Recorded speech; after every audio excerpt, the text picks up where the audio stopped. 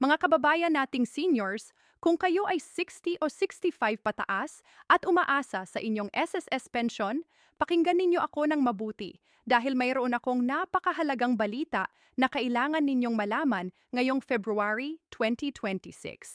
Alam ko po na marami sa inyo ay naghihintay na ng inyong monthly pension at alam ko rin na ang bawat piso ay mahalaga sa ating pangaraw-araw na gastusin. Kaya naman gusto ko kayong balaan ng maaga tungkol sa eksaktong petsa ng inyong unang payment ngayong buwan. At higit sa lahat, gusto kong ibahagi sa inyo ang mga importanteng pagbabago na posibleng makaapekto sa halaga ng inyong natatanggap na pensyon. Makinig kayo dahil ang February 20, 2026 ay hindi lang basta ordinaryong araw ng pagbabayad.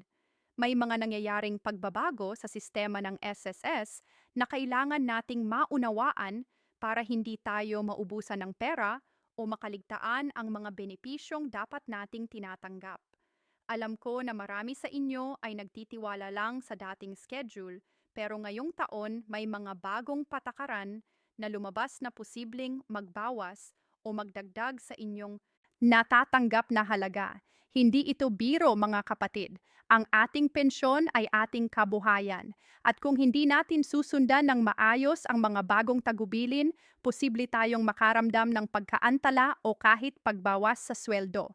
Kaya ngayong araw na ito, ako ay maglalaan ng oras para ipaliwanag sa inyo step by step kung ano talaga ang nangyayari. Magkano ang inyong matatatanggap at paano ninyo mapoproseso ng maayos ang inyong mga benepisyo.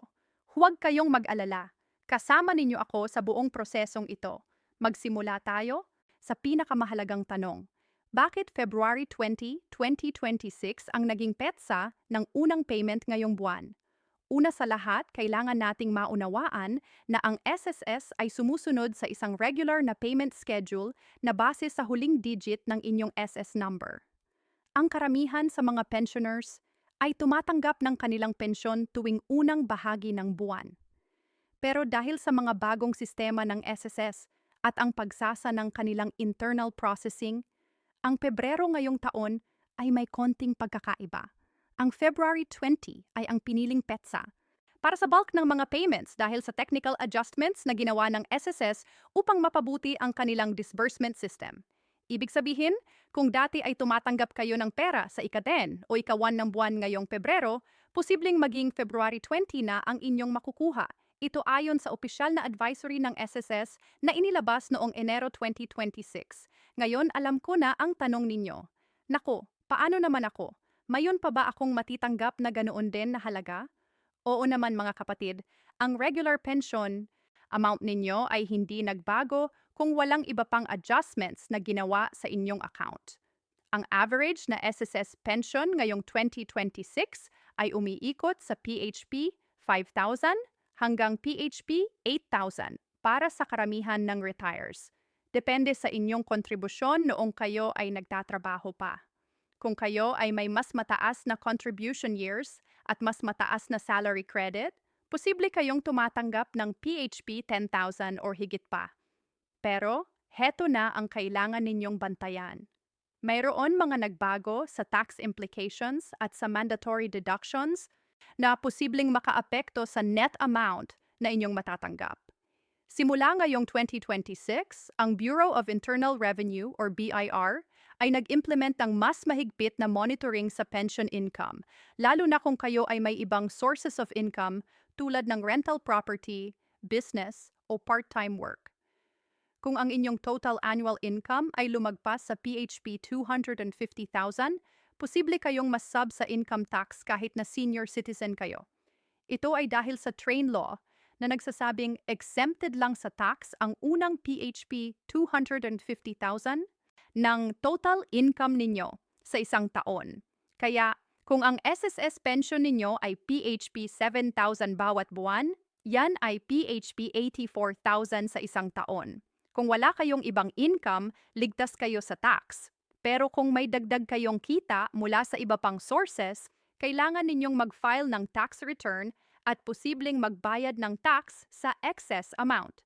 Ito ay hindi biro dahil marami sa ating mga seniors ay hindi alam ang ganitong detalye. Ang SSS mismo ay hindi automatically nag-hold ng tax sa pension payments.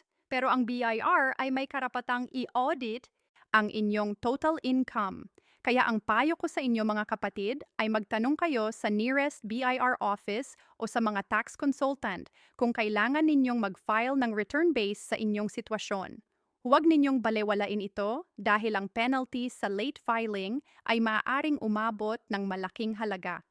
Ngayong naintindihan na natin ang tax side, pag-usapan naman natin ang actual payment process.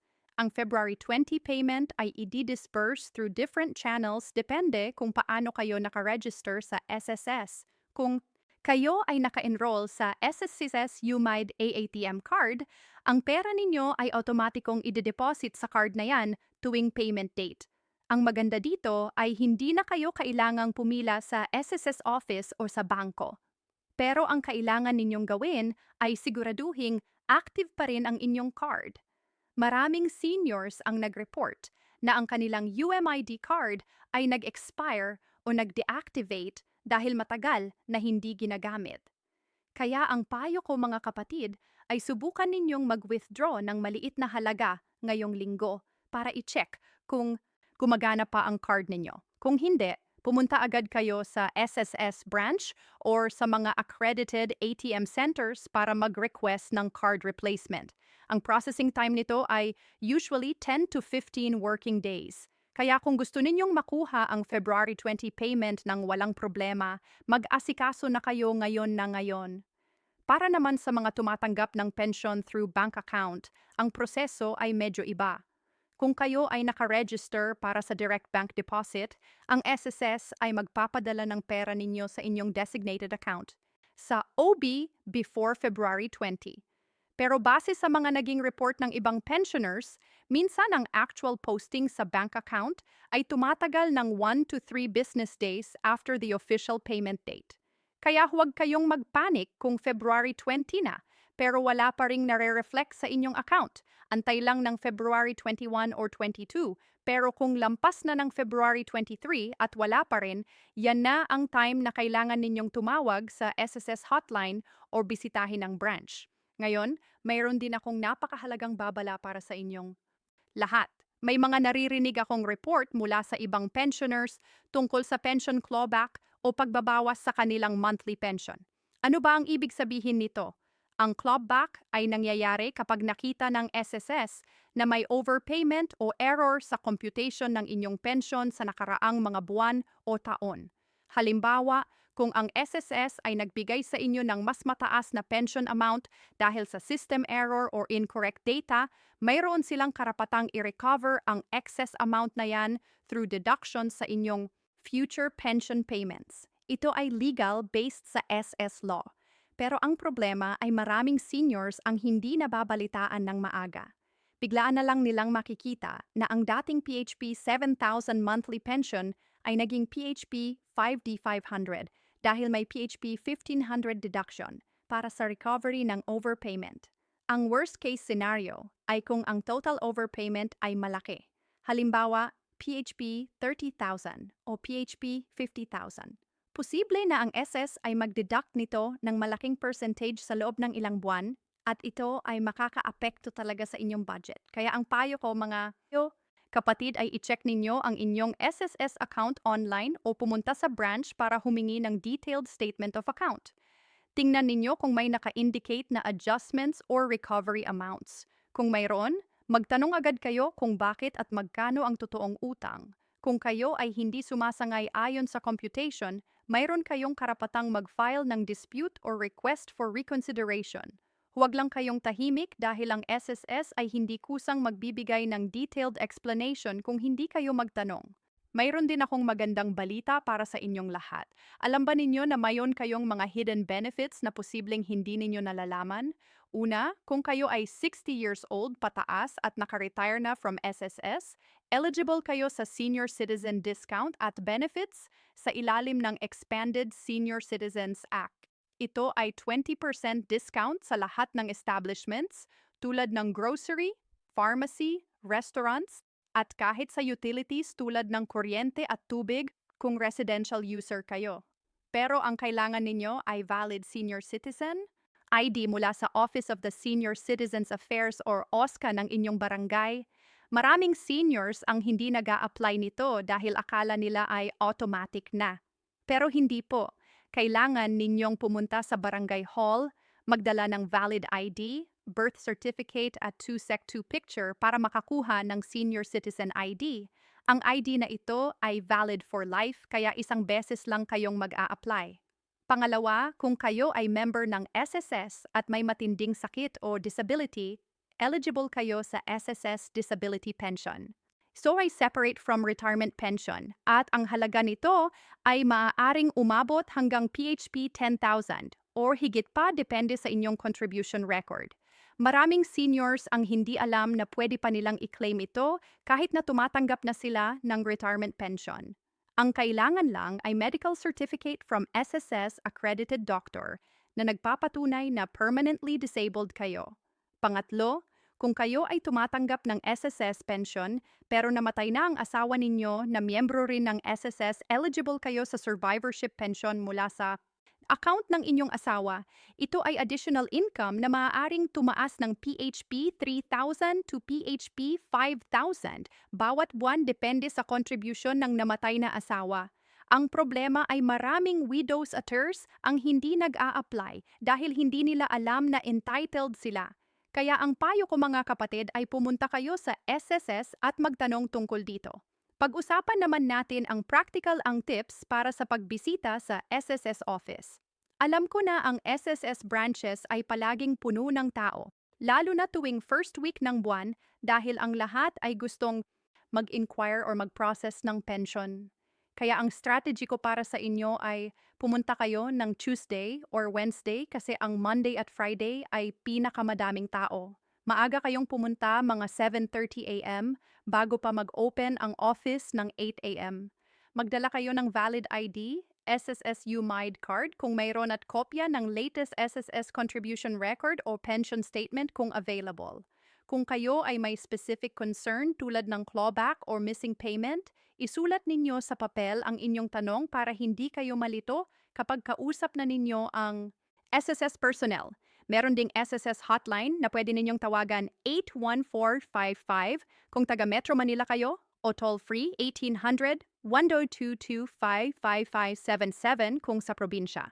Pero base sa experience, maraming pensioners ang hotline ay mabagal sumagot lalo na peak hours. Kaya ang pinakamabuti pa rin ay personal visit kung kaya ninyo. Kung kayo ay may anak o apo na marunong gumamit ng computer, pwede rin nilang i-access ang SSS online portal gamit ang inyong SSS number at registered email.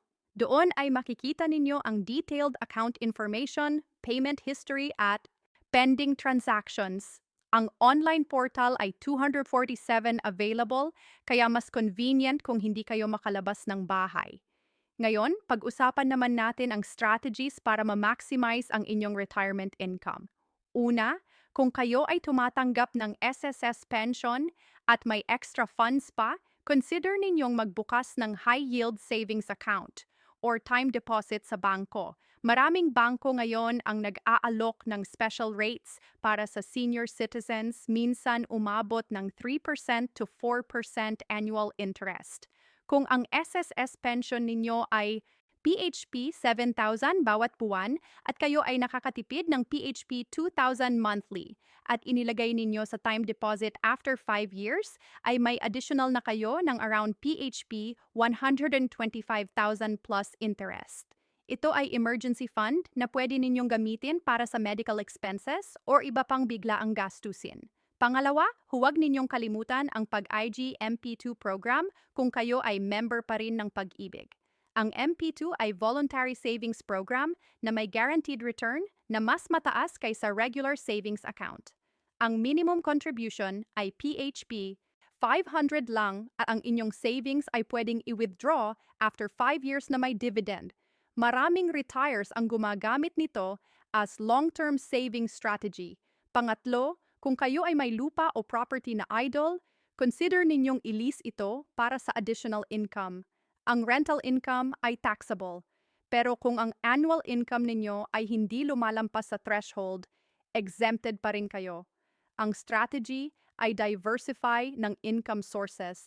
para hindi lang kayo umaasa sa SSS pension alone. Mayon din akong importanteng paalala tungkol sa scams and fraud. Maraming manloloko ngayon ang gumagamit ng pangalan ng SSS para mang-scam ng seniors. Ang common scheme ay tumatawag sila o nagpapadala ng text message na nagsasabing may problema sa inyong SSS account at kailangan ninyong magbigay ng personal information or magbayad ng fee para ma-resolve. Huwag kayong maniwala dito mga kapatid. Ang SSS ay hindi tumatawag o nagtitext para humingi ng personal information tulad ng SS number, bank account number o passwords. Lahat ng legitimate transactions ay dapat gawin sa official SSS channels lang. Kung may tumatanggap kayong suspicious na tawag o mensahe, i-report ninyo agad sa SSS o sa NBI Cybercrime Division. Isa pang scam ay ang fake SSS loan offers. May mga tao na nag-aalok na tulungan kayong mag-apply ng SSS loan in exchange for upfront fee. Ito ay scam dahil ang SSS loan application ay libre at pwede ninyong gawin directly sa SSS office or online portal.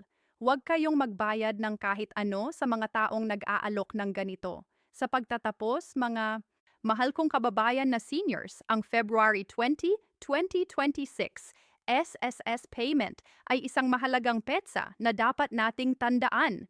Siguraduhin ninyong ang inyong UMIDI card o bank account ay active at updated para walang delay sa inyong pension. I-check ninyo ang inyong account para sa possible clawbacks or adjustments at huwag kayong matakot magtanong sa SSS kung may kayo maintindihan. Samantalahin ninyo ang inyong senior citizen benefits at mag-apply ng lahat ng programs na eligible kayo. I-maximize ninyo ang inyong retirement income and through smart savings at investments at laging mag-ingat sa mga scammers. Ang ating pensyon ay resulta ng mahabang taon ng pagtatrabaho at kontribusyon. Kaya tayo ay may karapatang makatanggap ng buo at tama.